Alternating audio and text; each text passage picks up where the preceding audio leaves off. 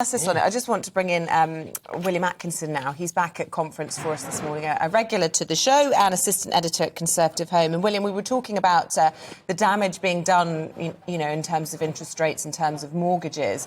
Labour already getting political capital in all of this, calling it the trust premium. I mean, will that be the legacy of this mini-budget, that people will always associate it with making the cost of their mortgages and their rent more expensive? Yes, I think the slogan for this conference is getting Britain moving, and the only thing that the Chancellor and Prime Minister have so far succeeded on that front is getting voters moving away from the Conservative Party. The entire mishandling of the communication surrounding the mini-budget last week, well, just over last week, has so managed to both spook the markets and then also terrify voters that the government doesn't know what it's doing and has no control over the economy, but also is only doing things that either benefit the rich or make their lives more expensive, has done a severe damage to the Conservative Party's current appearance and I think also its polling prospects. So certainly I think the legacy of the mini-budget, rather than being the sort of dawn of a happy new free market age, as the Chancellor and Prime Minister might have hoped, has instead been to tarnish the Conservative Party's reputation for economic credibility. Interesting, because what you didn't say in that was that it was a bad budget, that actually the ideas themselves were bad. It was all your comment was all about the communication surrounding it. So what do you actually think of the plans in and of themselves?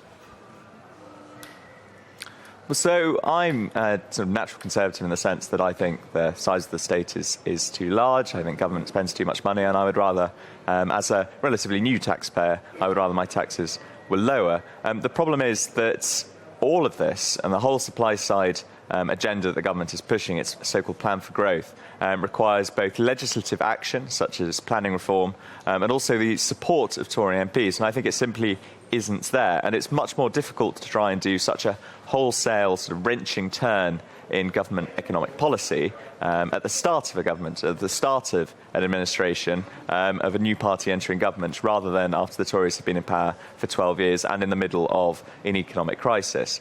So I think the problem is that the Chancellor tried to do too much too quickly and wasn't actually aware of the political realities in which he was, should we say, trapped.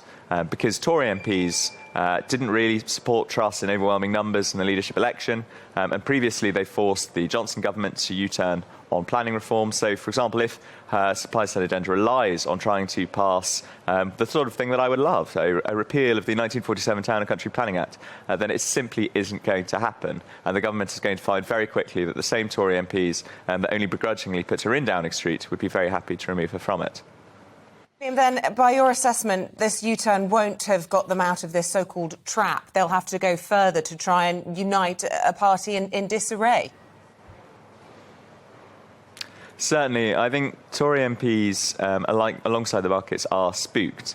And the problem with that is that the Prime Minister had two options. She could either U-turned entirely on her agenda and said, sorry, I've listened, in which case all of her sort of political credibility would have disappeared. She would be doing Rishi Sunak's agenda, but without Rishi Sunak in Downing Street. Or she could have doubled down and said, no, I have my plan for growth, back me or sack me, as John Major did in 1995. And the problem is, by U-turning on some of the agenda, but not all of it, the Prime Minister just looks weak.